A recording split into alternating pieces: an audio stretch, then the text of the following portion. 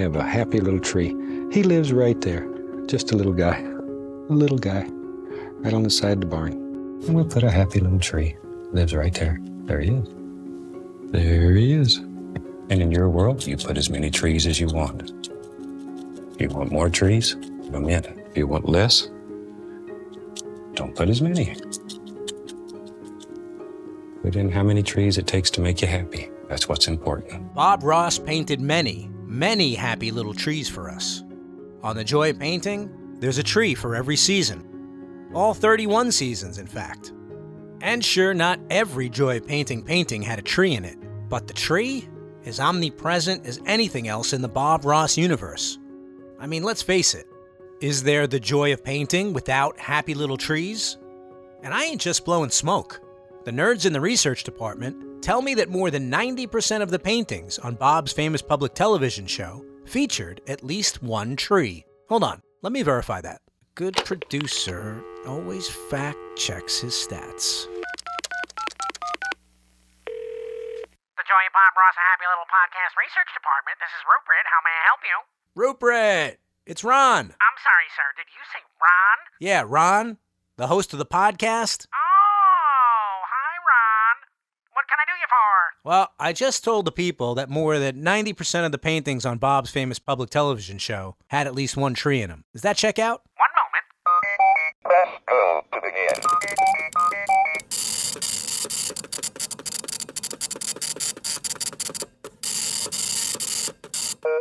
Perfect. Score. That's correct, Ron. According to our calculations, 91% of Bob Ross paintings contain at least one tree. In addition, 85% of Bob's paintings contain at least two trees. And Okay, Rupert, thanks. I got what I needed. you might also be interested to know that 57% of Bob Ross paintings contain a deciduous tree, while 53% of his paintings contain a coniferous tree. According to our data set, 20% of paintings contain at Rupert, least I one. gotta go. I'm on the clock. I got a podcast to host. Call me tonight. We'll watch Jeopardy and knock back a few Capri Suns. And Rupert, good work. You know me. I'm crazy about trees, so I thought maybe Dave would do a few trees. Why not? So let's get crazy about trees with some simple tips on best practices for painting the classic happy ones in Bob's world. Bob would always say, these trees live right in your brush.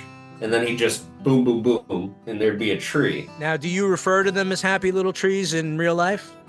Oh, yes. Yep, you have to refer to them as happy trees, so. The kids probably love that when they hear that coming out of your mouth. Yeah. You gotta play the hits, right?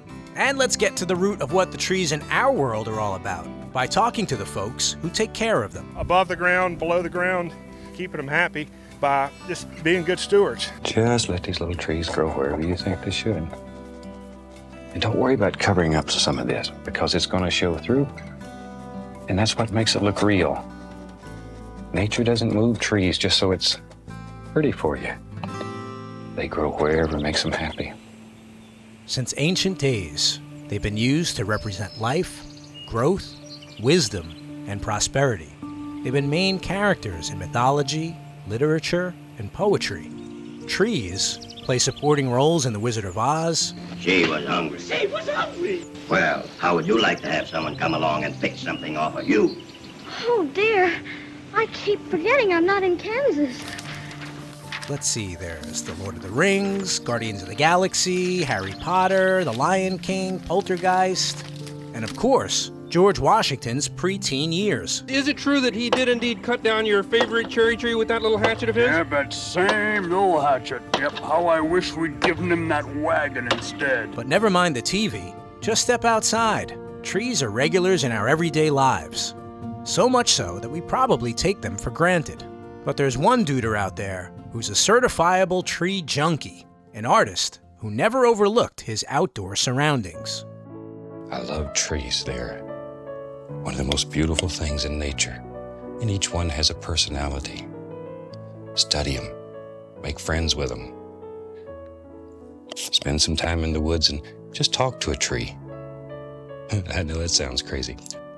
All I'm trying to do is to get you to look at trees and to understand the beauty and understand what makes a tree a tree. At Cheekwood Botanical Garden, an historic 55-acre estate in Nashville, Tennessee, there are trees as far as the eye can see. And it's impossible to capture all the majesty here in a single podcast episode. Oh, you could spend the whole day here and not finish. So there's the mansion, Ron. That's right, there's a mansion here too. Guess what's inside there? No, not rich snobs. Oil paintings. You ready to do another fantastic oil painting with me? Not quite yet, Bob. Trees first, then the painting. Nature will teach you color, composition. Just study it.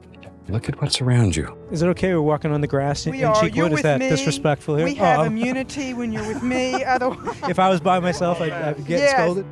We're being taken on a guided tour of this beautiful rolling landscape. I'm Mary Weber. I'm the director of horticulture here at Cheekwood. I've been here for about 6 years.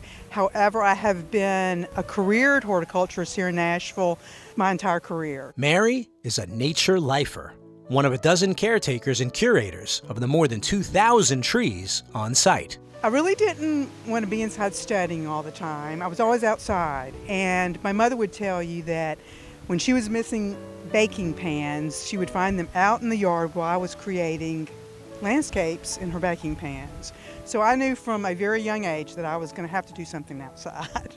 You created landscapes in baking pans? Yes. You know, the moss, little tree sticks and juniper seedling, for trees, and little aluminum foil with food coloring streams. And So this is lots. destiny, obviously. This is destiny.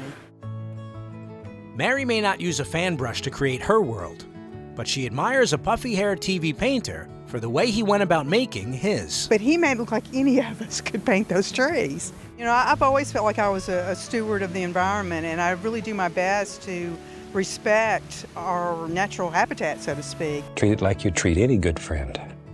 With respect, care about it. I just fell in love with just seeing something different every day. Dan Beasley is a certified arborist with Tennessee's Park Company. Bob was as iconic as some of these trees are. The character, guy, this soft voice, that's iconic. Like Mary and like Bob, Dan spent most of his life in the company of trees. Have you ever painted before, Dan? Never have. How come? I've just not, I don't think that part of my brain is geared for art. He does art every day. Well, So, this is our palette, and this is where we paint. Yeah. Make up little stories about your trees. It's okay if people look at you like you're a little crazy.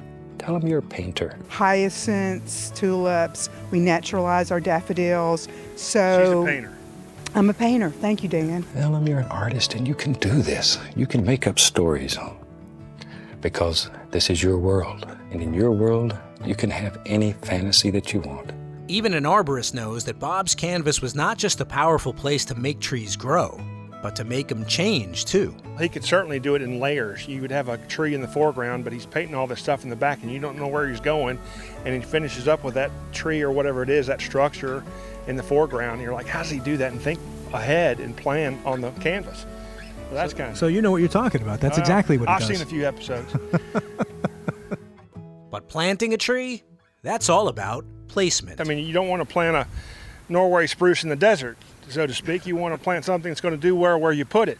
So you look at different factors like grade of soil, how much sun they're going to be able to get, what other trees are around them. Arborists do it all. Cut them down, give them haircuts, haul them away to turn them into pencils and firewood.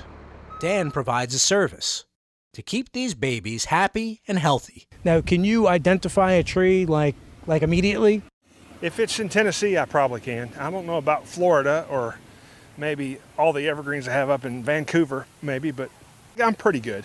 So if you and I are walking in the forest and I could just go, what's that? You would just be able to pick it out. Mostly, yeah. This is the place to brag about it. Well, every once in a while, it depends on what time of year. If you don't have any leaves on it, sometimes that can be a challenge.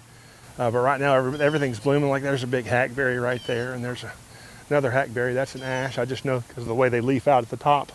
They've got those buds popping out on them. To care for your trees, you gotta know your trees. And here at Cheekwood, there are more than 130 different species. Right here, we've got a lacebark pine. We've got a big red oak right there. These dogwoods and these Japanese maples are incredible. A lot of times in the summertime, you'll see people out here just painting. They'll be backed up here against the rock wall, kind of just painting all these beautiful sceneries we've got. We've got blooming dogwoods right now. Azaleas are popping. Some mustard growing up, kind of natural beneath that hackberry right there. On The Joy of Painting, Bob shouts out even more trees than Dan does. Redwoods and pines, even the blue spruce. This is a blue spruce. I just made a decision. Command level decision right here. See?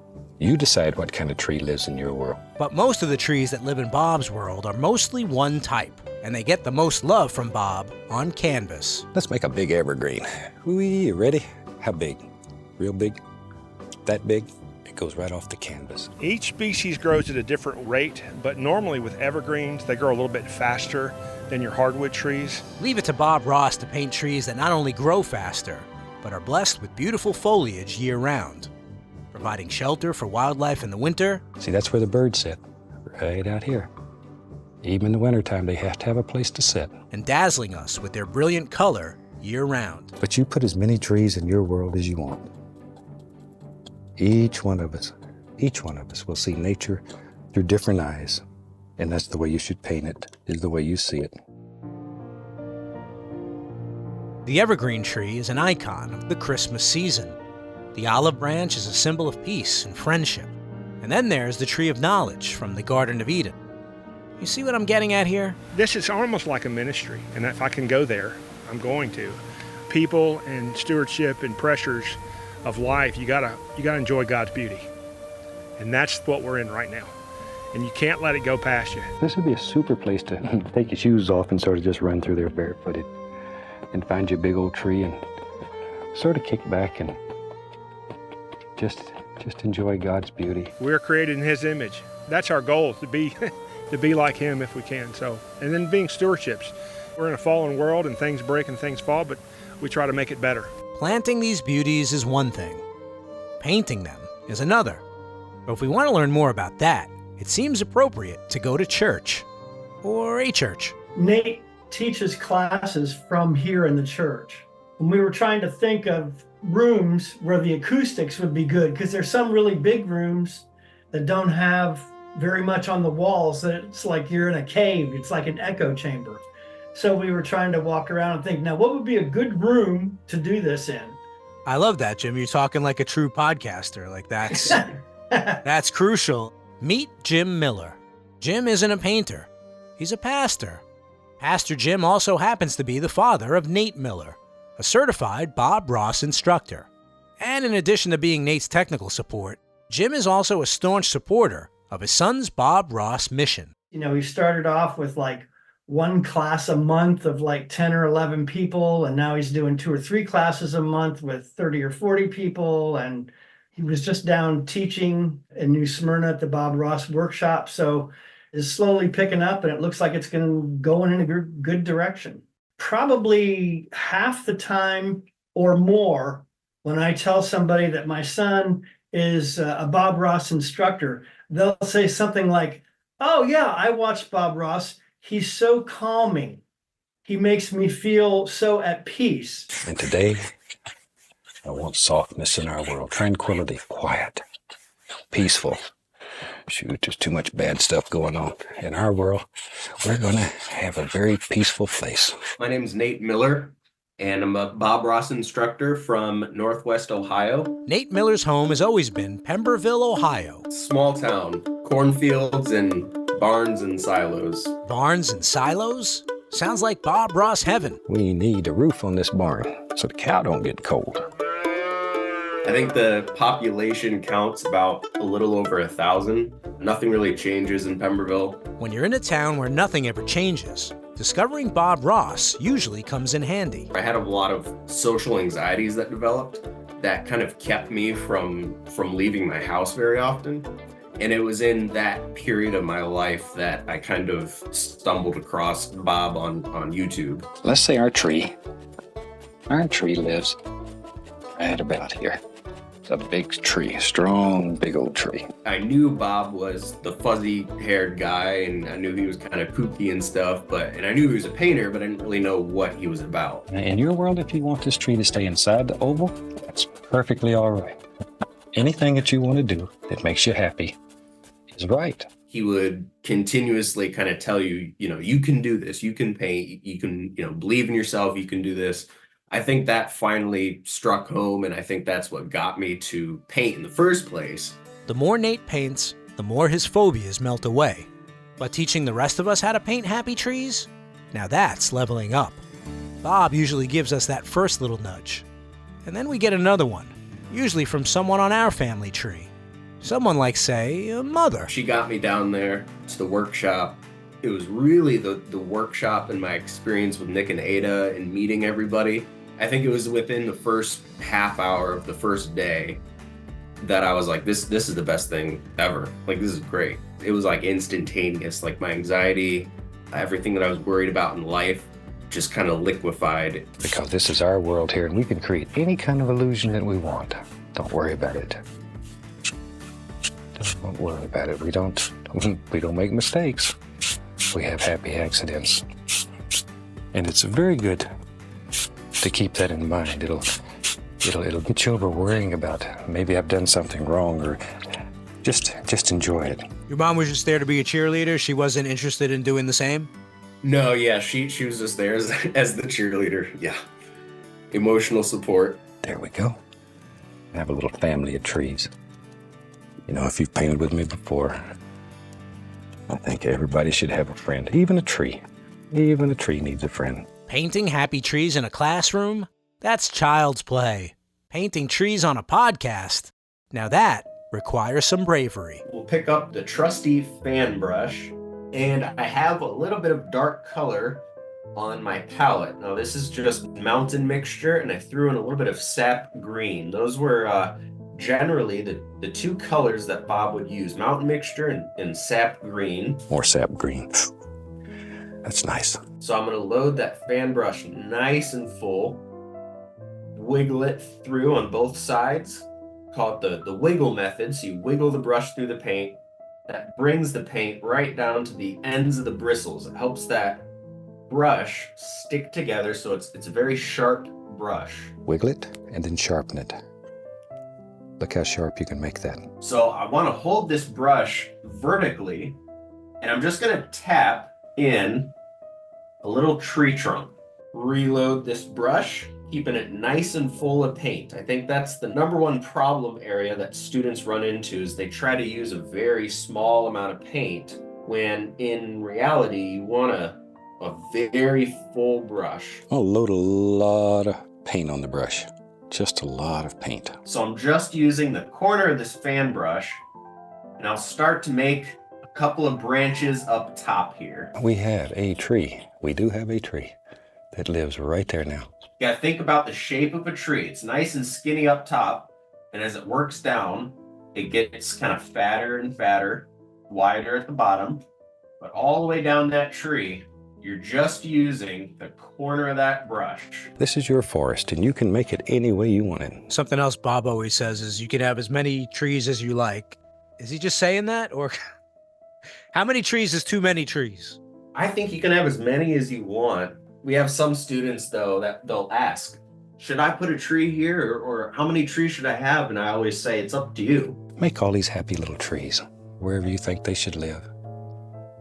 And you put as many or as few as you want in your world. Wherever.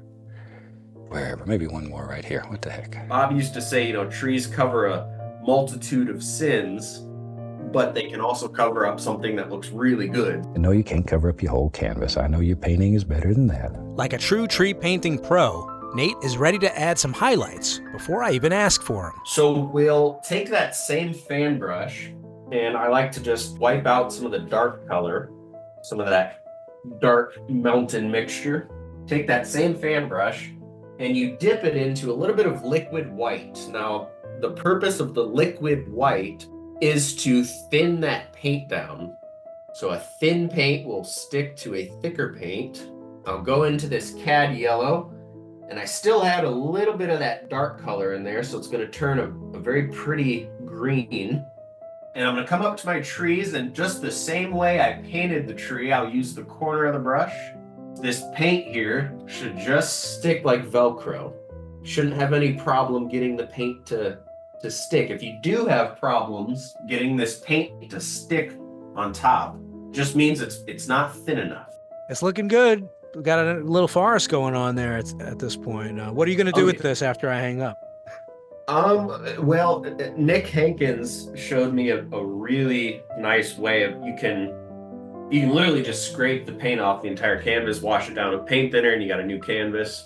So probably just scrape it off and paint something else over it. So you're not saving this for posterity? This was the painting that you did for the Bob Ross podcast? It's gonna be worth a lot of money someday. I could put some, I don't know, bushes, do some nice reflections, and just have it be a neat little painting that way. I don't want to pressure you. Makes no difference. The big thing is it's no pressure. We came here seeking knowledge about the trees in the ground, about the ones on canvas. And in doing so, we wound up learning a lot about people and, of course, about joy. We learned that painting happy trees could strip you of anxiety, help you to grow and branch out. I have no idea what I would be doing right now in life without Bob Ross and the joy of painting. We found out that whether you work with paint or with trees, you take the storms as they come, and you never stop learning.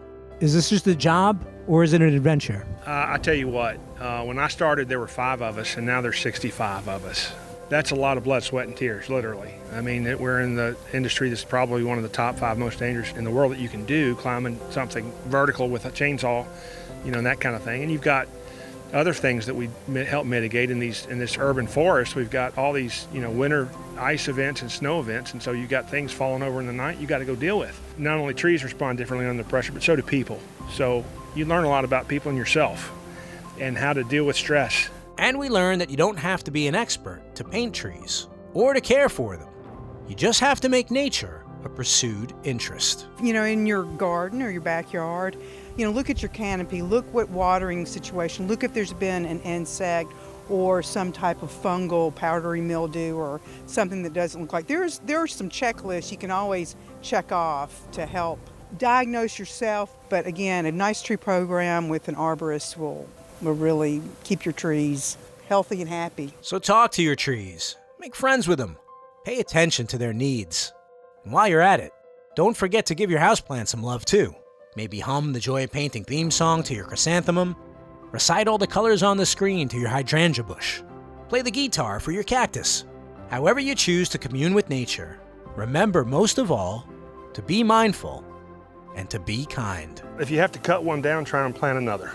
That's the golden rule? Yeah. Happy planting and God bless my friend. Happy planting, God bless my friend. Each of us see nature through different eyes. And your perception of nature is exactly what you should paint. Isn't it wonderful that we do? It'd be terrible if we all saw exactly the same thing. God was very smart when he gave us individual personalities. Or at least I think so, because I like being different. And Bob Ross's legacy of love for nature lives on through us. Thanks to Michelle O'Kelly and the Michigan Department of Natural Resources, we can lace up our sneakers and run for the trees.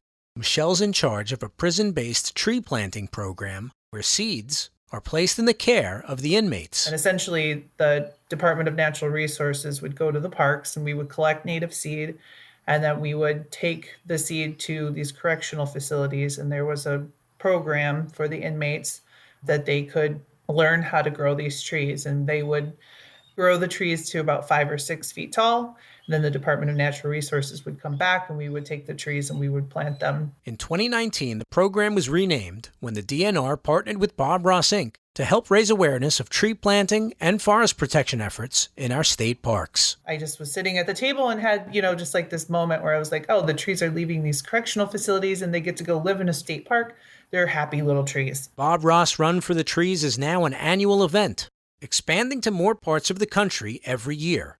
Florida, Georgia, Indiana, Ohio, Oregon, Pennsylvania, South Carolina, Washington, and Wisconsin. You can find out more and sign up to do the 5K virtually at runsignup.com/happylittletrees. The old clock in the garden tells me we've got another finished podcast episode. I want to thank my guests, Nate Miller, Jim Miller, Dan Beasley, and Mary Weber. Yeah, I'm horrible at this. As you can No, you're wonderful. You're wonderful. You're very good. I see why you're a podcaster. Having you is a blessing. Special thanks to Emily Luxon at Cheekwood for welcoming us to the estate. You can find out more and plan a visit at cheekwood.org. This happy little episode was produced with help from James Shapiro at Jansen Media and mixed by Digital Sound and Video of Daytona Beach, Florida. Support your local public television station and say thanks for giving us Bob Ross and the joy of painting. You know we want to see your paintings, so use hashtag #PaintLikeBobRoss. Bob Ross certified instructors are the only ones that know how to teach you Bob's world-famous painting method. Don't settle for second best. Find a local CRI at bobross.com and then click Take a Class. Got your own Bob Ross story to tell? Leave us a message at 866-FANBRUSH or email us at podcast@bobross.com and follow us on Facebook at The Joy of Painting with Bob Ross. I'm Ron Scalzo. The Joy of Bob Ross is written and produced by me, Ron Scalzo, in partnership with Bob Ross Inc. Bob Ross name and images, they're registered trademarks of Bob Ross Inc.